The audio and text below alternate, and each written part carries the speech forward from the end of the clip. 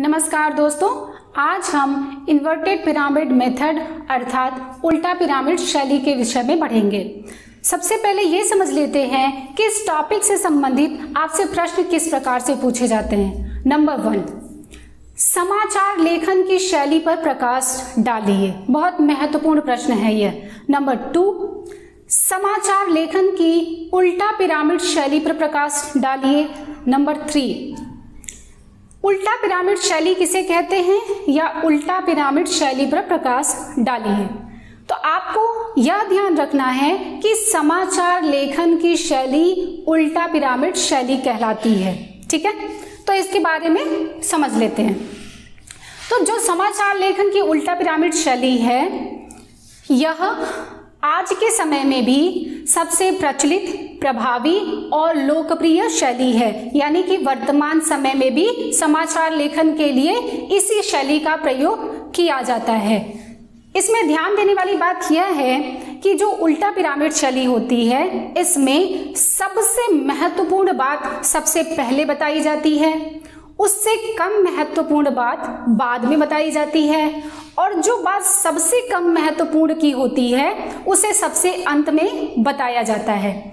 तो यहाँ पर आपको ये समझना होगा कि किसी समाचार या खबर या घटना में सबसे जो महत्वपूर्ण बात होता है वह होता है उसका क्लाइमेक्स, यानी कि घटना या खबर से जुड़ा हुआ जो चरम होता है वही मुख्य तथ्य होता है।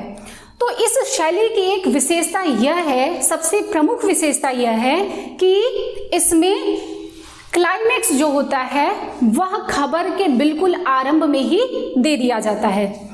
तो इस शैली के अंतर्गत, यानी कि उल्टा पिरामिड शैली के अंतर्गत, किसी भी समाचार को 3 भागों में विभाजित किया जाता है।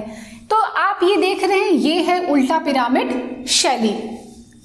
जो 3 मुख्य भाग होते हैं, पहला भाग होता है इंट्रो, जिसे मुखड़ा या लीड भी कहते हैं। साथ ही आप इसे एक और भी नाम दे सकते हैं, क्या होता है? क्लाइमेक्स, क्योंकि इसमें क्लाइमेक्स ही बता दिया जाता है। ठीक है। जो दूसरा भाग होता है इसे कहते हैं बॉडी, साथ ही इसे खबर विस्तार भी कहा जाता है। खबर विस्तार का मतलब यह है कि इसमें खबर से जुड़ी हुई पूरी बात पर चर्चा की जाती है, इसलिए इसे खबर विस्तार भी कहते हैं। तीसरा भाग होता है समापन, साथ ही इसे निष्कर्ष भी कहा जाता है। निष्कर्ष। अब हम इसे समझ लेते हैं। सबसे पहले इंट्रो क्या होता है? इंट्रो यानी कि जो पहला भाग है, जिसे मुखड़ा या लीड भी कहते हैं। तो इस भाग में किसी घटना या खबर से जुड़ी हुई मुख्य तथ्यों के बारे में एकदम आरंभ में ही बता दिया जाता है। और मैंने अभी आपको बताया कि यहाँ पर इस शैली में जो मुख्य तथ्य या मुख्य बात है वह क्या है? क्लाइमेक्स होता है। यानी कि आप समझ रहे हैं कि इंट्रो में ही उस घटना या खबर से जुड़ी हुई क्लाइमेक्स को बता दिया जाता है। साथ ही आप जानते हैं कि समाचार के 6 ककार होते हैं। तो समाचार के 6 ककार क्या होते हैं? देखिए, क्या, कौन, कब, कहाँ, कैसे और क्यों।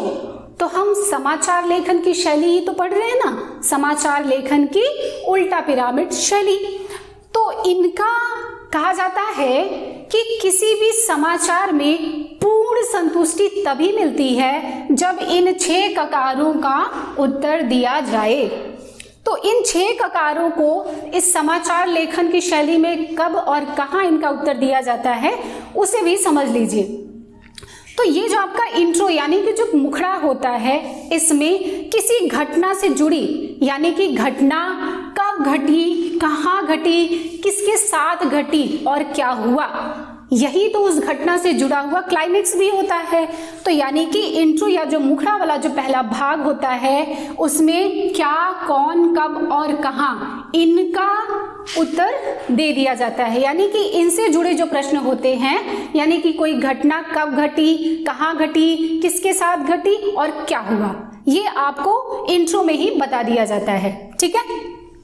तो दूसरा भाग होता है बॉडी, या जिसे हम खबर विस्तार कहते हैं। तो इसमें बेसिकली इंट्रो में उल्लिखित तथ्यों की व्याख्या और विश्लेषण किया जाता है। यानी कि आप समझ रहे हैं कि इंट्रो में जिस घटना या खबर के बारे में बात की गई है उस खबर से संबंधित पूरी व्याख्या की जाती है, यानी कि सब कुछ डिटेल में बताया जाता है, साथ ही विश्लेषण प्रस्तुत किया जाता है।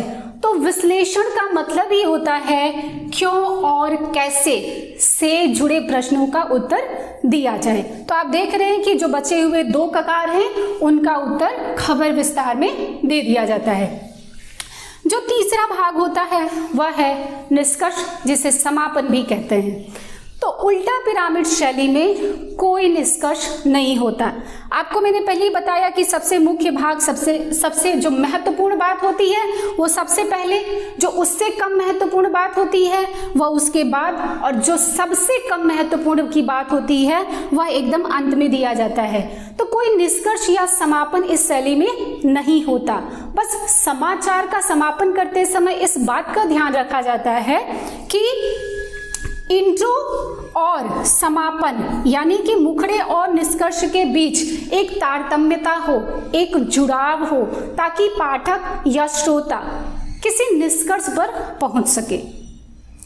तो ये है आपका उल्टा पिरामिड शैली। उम्मीद करती हूँ कि आपको ये बेहतर तरीके से समझ में आ गया होगा। वीडियो पसंद आती है तो इसे लाइक और शेयर जरूर कीजिएगा, साथ ही मेरे चैनल को भी सब्सक्राइब कर लीजिएगा। धन्यवाद।